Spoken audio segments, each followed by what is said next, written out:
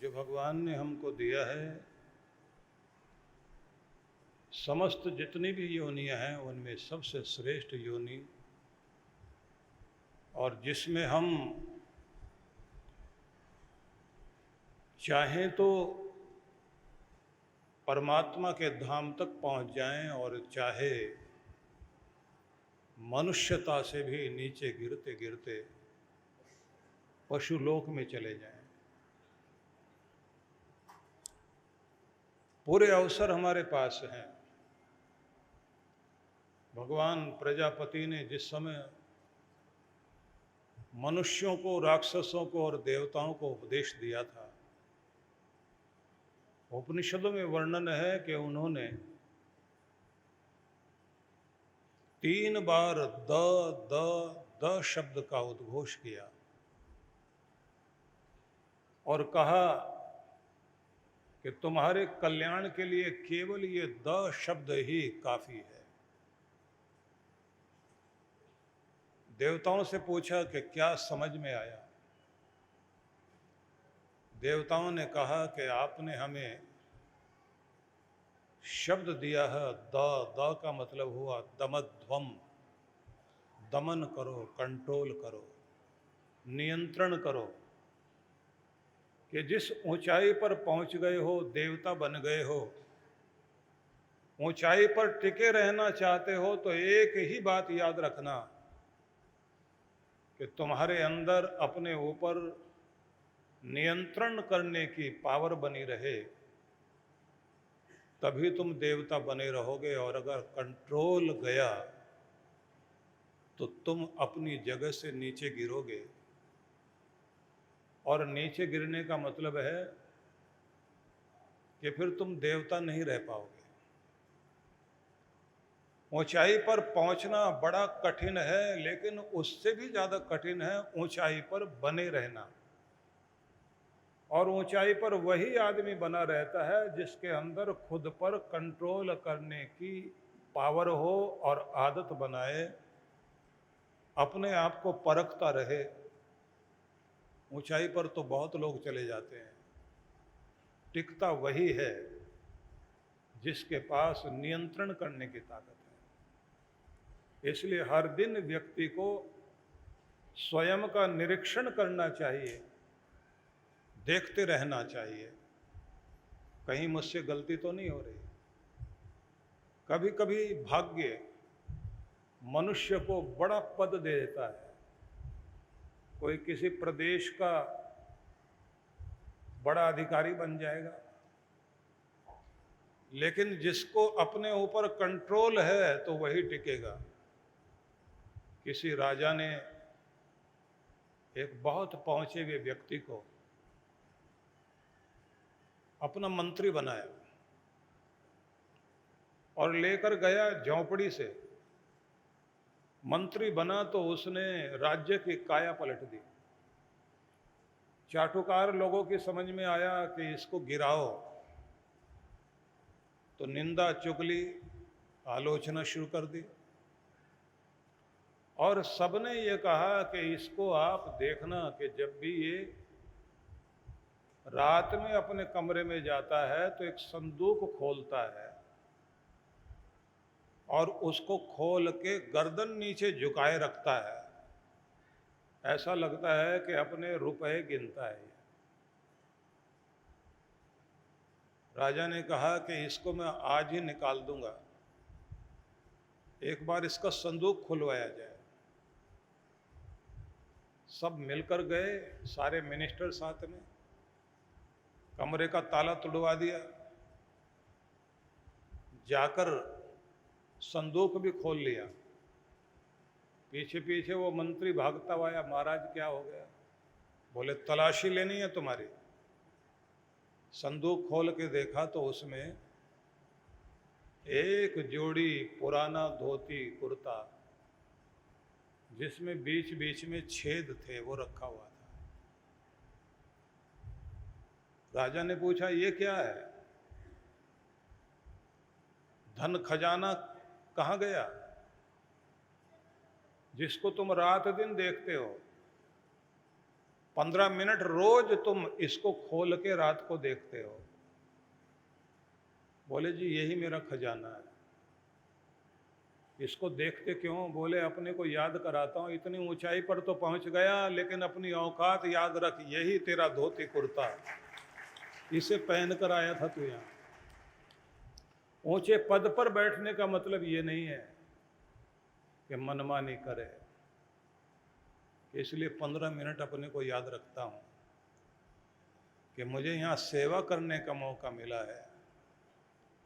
हुक्म भी चला रहा हूँ तो हुक्म अपनी मर्जी से नहीं, सेवा करने का मौका मिला कि मेरे प्रदेश का, मेरे राज्य का भला हो। राजा रोने लगा और हाथ जोड़कर बोला, बहुत लोगों ने बहकाया, मेरा मन दरवाजा खोलकर चेक करने के लिए हो गया, नहीं तो पहले सोच रहा था इसको भगा दूं। अगर आपको आज मैं निकाल देता तो मैं अपना भाग्य दुर्भाग्य में बदल लेता, क्योंकि तुम जिस ऊंचाई पर टिके हुए हो, इसी कारण टिके हुए हो कि तुम्हारे अंदर अपने आप को कंट्रोल करने की पावर है कि अपनी औकात याद रखो, कभी भी घमंड मत करो। याद रखिए, परमात्मा को देर नहीं लगती स्थिति बदलने में। इसलिए तिरुवल्लुवर ने कहा था, दरवाजे पर तुम्हारे भीख का कटोरा लेकर कोई अगर आए तो होते हुए उसको देना जरूर, किसी को भी खाली मत जाने देना। अगर वो डिजर्व करता है और तुम्हारे पास भी है तो देना चाहिए, क्योंकि सिर्फ मांगने नहीं आया वो बताने आया कि किसी जन्म में हमने होते हुए नहीं दिया था और सही पात्र को ठुकरा दिया था, इसलिए आज स्थिति बदल गई कि मेरे हाथ में कटोरा आ गया, तो होते हुए देना जरूर। ऊपर वाले का पता नहीं लगता, कटोरे बदलने में देर नहीं लगाया करता, कहीं मेरे हाथ का कटोरा तेरे हाथ में ना आ जाए। स्थितियां बदलने में वो देर नहीं लगाता।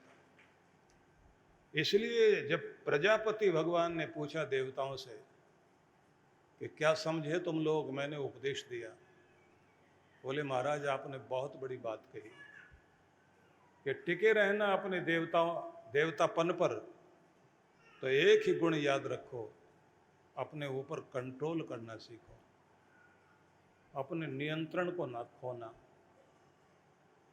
भगवान ने फिर मनुष्यों की तरफ देखा, देख करके पूछा कि तुम्हें भी मैंने द शब्द से उपदेश दिया तो क्या समझ में आया? उन्होंने कहा कि मनुष्य के अंदर आदत होती है स्वार्थ की, अपना स्वार्थ पूरा करना चाहता है, हर किसी से, हर किसी को यूज कर लेना चाहता है।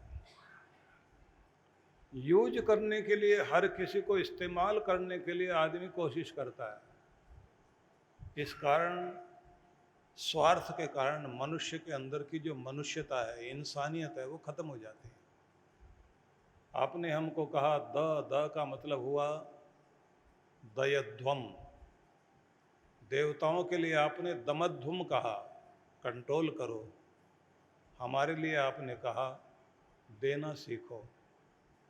अपनी जिंदगी से अपने भाई को प्यार दो, साथ दो। बच्चों को आपके प्यार की जरूरत है। आपका घर परिवार प्रेम का मंदिर है, वो आपसे कुछ और नहीं चाहते। दो प्यार के बोल बोल लीजिए, आपका घर खुशहाल हो जाएगा। उनके साथ बैठकर हंसना मुस्कुराना शुरू कर दो, आपका घर खुशहाल हो जाएगा। वो बड़े बड़े उपहार नहीं चाहते आपसे, लेकिन आपका वक्त चाहते हैं कि प्रेम से बैठो तो सही, हंसो, बोलो, प्रेम की भाषा बोलो, इंसानियत की बात करो। जानवरों की तरह गुर्राते क्यों?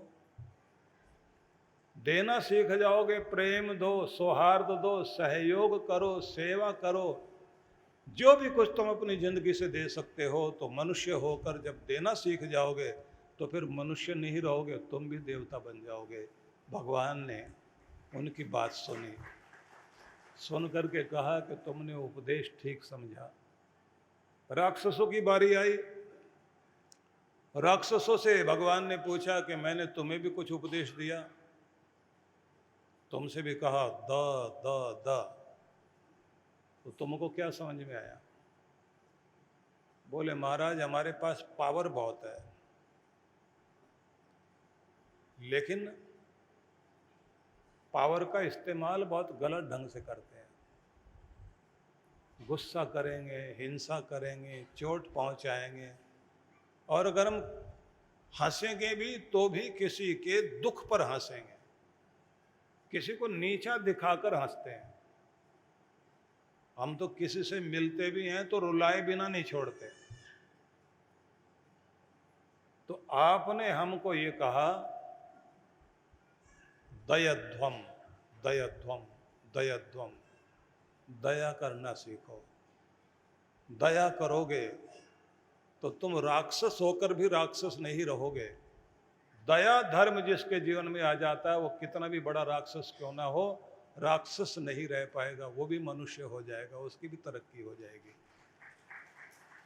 आप सभी भक्तों को मैं बहुत प्रेम से गुरु पूर्णिमा के साधना के लिए आमंत्रित करता हूँ।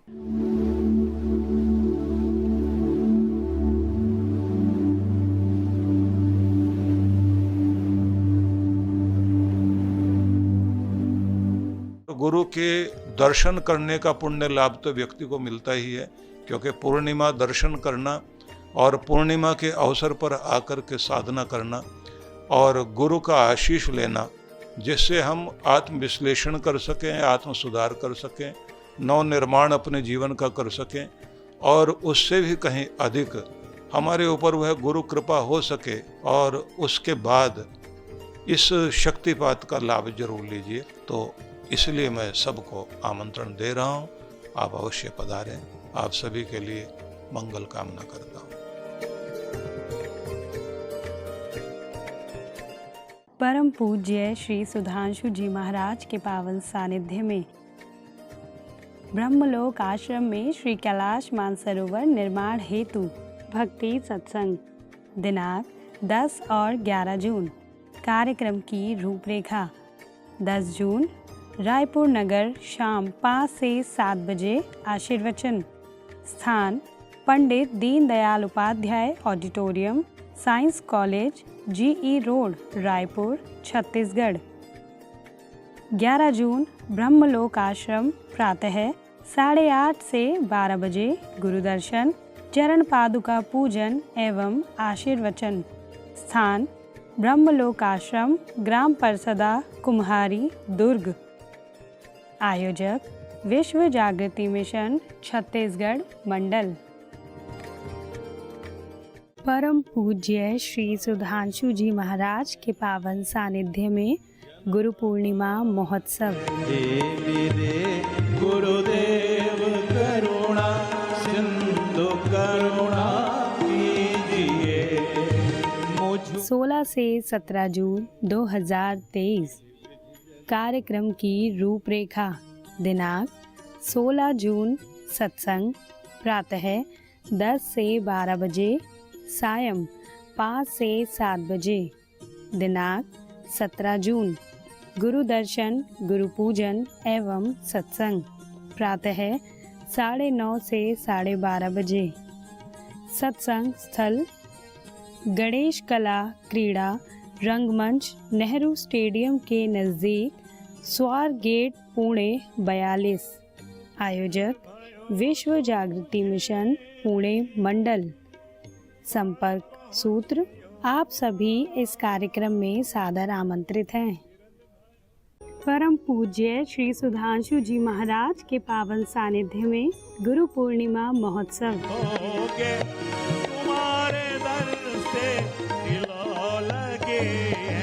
ये सब तुम्हारा करम है दाता, के बात अब तक बनी हुई है। दिनांक 18 जून 2023।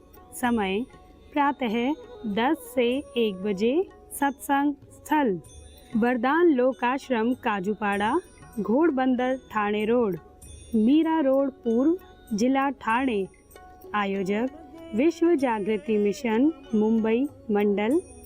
संपर्क सूत्र आप सभी इस कार्यक्रम में सादर आमंत्रित हैं।